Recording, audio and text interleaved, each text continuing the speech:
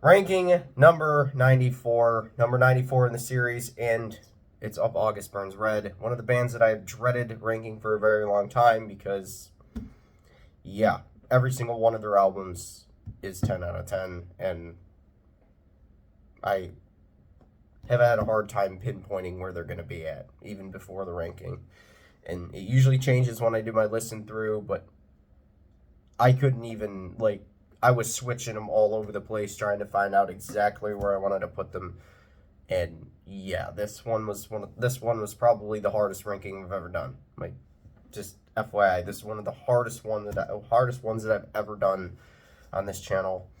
And yeah, I'm already expecting people to be mad at me for the comment section where I place these, because some of them would be considered sacrilege. But yeah, let's go into it. 9 studio albums. I'm not including the Christmas album from 2014, I think, because it's it's all covers basically. So I don't really put covers albums on these lists. So let's go right into it.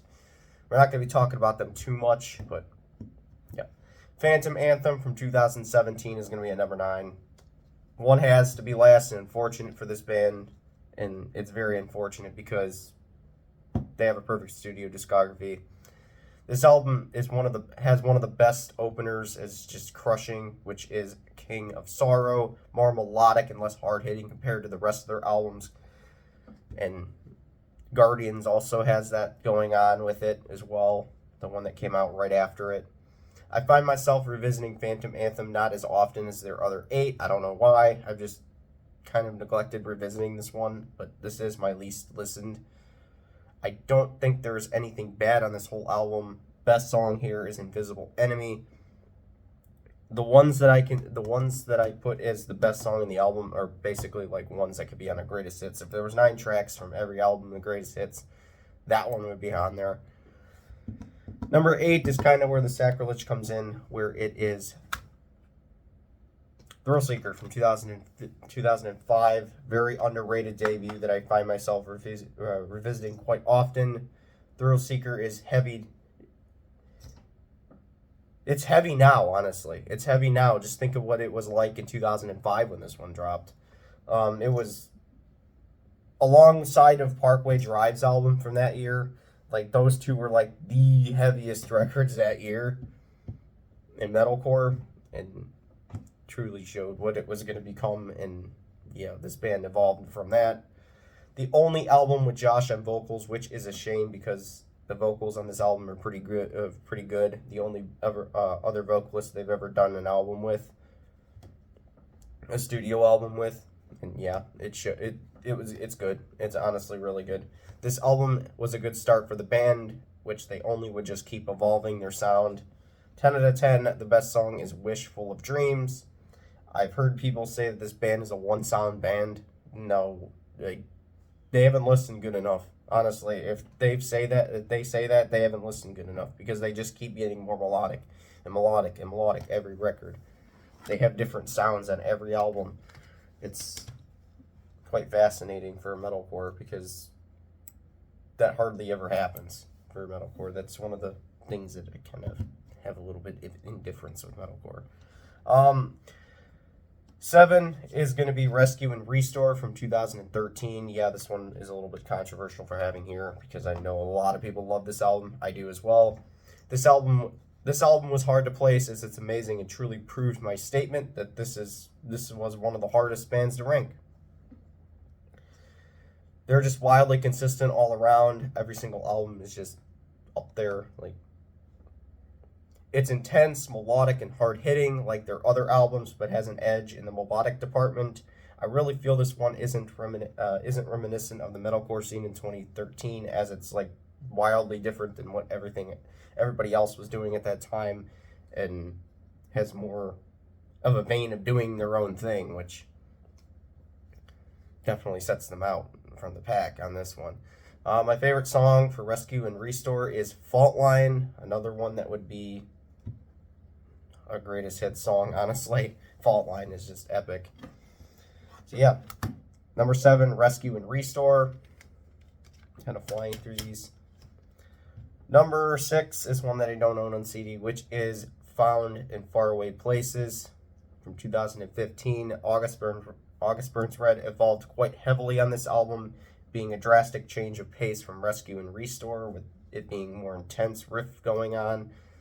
There's more intense riffing going on here. It's quite more heavy. It's just more focused. The sound of this album is big, with intensity being cranked to the max and musicianship being on full display, as it's a more progressive album compared to the previous. My favorite song is Separating the Seas, another good one that they have, another one that I would love to see live.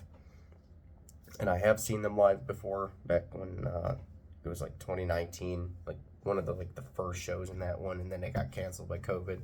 But yeah, and please, YouTube, do not post a thing under my video explaining COVID. I don't want that. Please don't do that. 5 is going to be Guardians from 2020. One of the ones that barely missed that year's list and should have made that year's list. The most melodic album in their discography, which makes Guardians stand out from the others, along the lines of what Phantom Anthem was doing at that time, but more in the melodic direction. It was melodic over heavy, basically, which this album wonders for some reason. Like, there's some reason that I just find this album to just be a wildly different album from everything else that they've ever done. Has more oomph with breakdowns compared to Phantom Anthem, kind of a tongue twister, that name for that album, with Defender being a good example of that. Defender is my favorite song from this album. Really, there's no going wrong with this band. There's no going wrong with any of these albums. And when Christmas time comes around, yeah, this band's great for that too, because yeah, metalcore Christmas songs. So favorite is Defender, as I said before, definitely a crushing song and one of their best. Number 4 is going to be Death Below from 2023, their newest one, and one that I've talked about here before. Back to the older sound of being beat relentlessly, because yeah, this one has more of like the old school stuff in it, but has some of the new stuff in it too. So this is kind of like basically an all together album. The riffs that are on this album are some of the most complex. The songwriting is on another level, as it has everything the other albums has in one. There's a perfect mix of heavy and melody, which they have never struggled with. I did a full dive on this album on their channel in the past, so check that video out. I'm not going to spend a whole lot of time on this album, kind of flying through this one, but my favorite song may have changed with this time. It's Ancestry. Ancestry, one of their hardest songs to play. Let's just say that. One of their hardest songs to play in guitar, one of the most complex songs that they've had, and one of the ones that I would say is one of their best. But yeah, Death Below at number 4, definitely a great pick to have here. Number 3 is Messengers from 2007. People pinpoint this. Often regarded as their best album, but not for me. Every song is just fantastic, with the riffs being that damn good. Mix that with Jake's vocals. The first one with Jake on vocals on this, the longtime vocalist that has been on every single one of their albums since. And then add perfectly mixed drums and just intense ass guitars on this one. First album with Jake, which is just pure magic from this album on. It's pure magic beforehand too, with Thrill Seeker being great as well. The breakdowns are classic and are remembered as some of the best August Burns Red has ever made. 10 out of 10. The best song here is Vital Signs. I know that might be a controversial one to have as the best one on this album, but yeah, I just have always loved that song and always considered that one their best when talking about Messengers. Number 2 is one that I don't own and should own, which is Constellations from 2009. This album is a big leaping sound compared to Messengers. August Burns Red went all in with the technical while keeping the intensity.